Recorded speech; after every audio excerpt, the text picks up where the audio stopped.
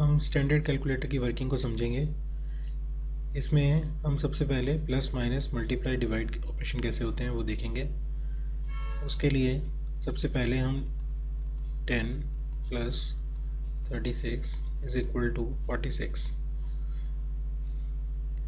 Then C का जो button होता है ये क्लियर के लिए होता है। हम इसमें प्रीवियस कैलकुलेशन को क्लियर कर सकते हैं। सी का बटन दबाने से प्रीवियस कैलकुलेशन हमारी क्लियर हो गई है।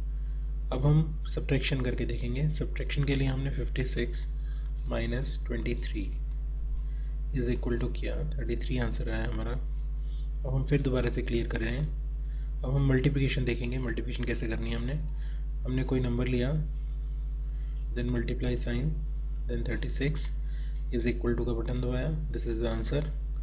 Now we are clearing it. अब हम देखते हैं डिवाइड कैसे करना है। हमने डिवाइड करने के लिए हमने लिखा 45 divided by 3। Here is the answer. Now हम देखेंगे ये प्लस माइनस साइन कैसे यूज़ करते हैं। हम 25 इसके आगे ये एक बार बटन दबाएंगे, माइनस साइन अपीयर हो जाएगा। एक बार दोबारा बटन दबाएंगे, माइनस साइन हट जाएगा। हमने माइनस साइन ले लिया है। अब हम इसको 6 से मल्टीप्लाई करने जा रहे हैं और इज इक्वल टू करके हमारा जो आंसर आया वो माइनस में 150 आ गया है। अब हम इसके बाद हम समझते हैं कि 1/x का क्या यूज़ होता है। हम कोई भी नंबर टाइप करेंगे, ये उसका 1/that नंबर कर देगा, रेसिप्रोकल कर देगा। जैसे हमने 2 टाइप किया, 1/2 का बटन दबाया हमने, रेसिप्रोकल हो चुका है, दैट इज़ 0.5 हो गया इसका आंसर। अब हम देखते हैं परसेंटेज साइन को कैसे यूज़ करना है। हमने परसेंटेज साइन को यूज़ करने के लिए हमने एक वैल्यू ली पहले 500। अब हम इसका 3% निकालना चाहते हैं। मल्टीप्लाई का साइन दबाएंगे, 3 का बटन दबाएंगे और उसके बाद परसेंटेज का साइन दबाएंगे। ये इसका 3% आ गया है, 50।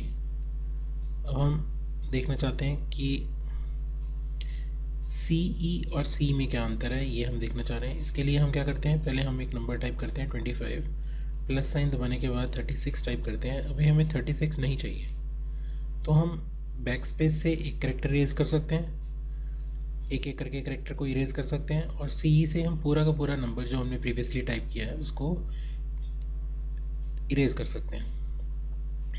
हमने इसमें नया नंबर टाइप कर दिया और हमने इक्वल टू का बटन दबा दिया। ये हमारा रिज़ल्ट आ गया है नए नंबर के साथ। अब हम देखते हैं कि अंडर रूट कैसे कैलकुलेट करते हैं। किसी भी नंबर का अंडर रूट कैलकुलेट करने के लिए पहले हमने वो नंबर टाइप किया और फिर हमने इसका स्क्वायर रूट के ऊपर क्लिक कर दिया, इससे उसका स्क्वायर रूट आ जाएगा। फिर उसके बाद है हमारे पास MC, MR, MS, M+, M- का बटन। अब इसका यूज़ मैं आपको बताता हूँ कि क्या होगा।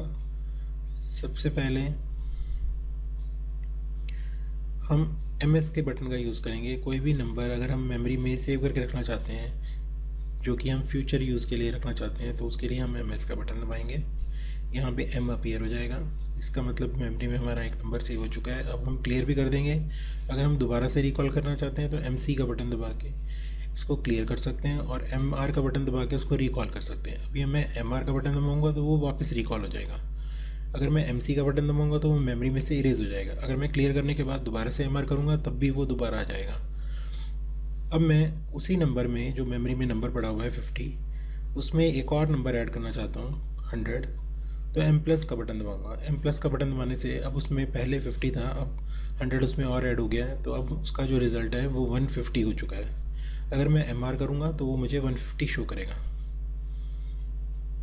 और M- से ये जो भी नंबर यहाँ पे स्टोर है, मैं इसको क्लियर भी कर सकता हूँ। यहाँ पे मैं जो भी मेरा नंबर 150 स्टोर था, अब उसमें से M- का बटन दबाया मैंने, तो मेरा जो है नंबर वो क्लियर हो जाएगा। मतलब उसमें से 25 माइनस हो जाएंगे, तो यानी कि 125 उसमें रिमेनिंग रह जाएगा। अब मैं उसको देखना चाहता हूँ कि उसमें क्या रह गया है, तो MR का बटन दबा के मैं देख पाऊँगा और MC के बटन दबाने से मैं उसको क्लियर कर पाऊँगा।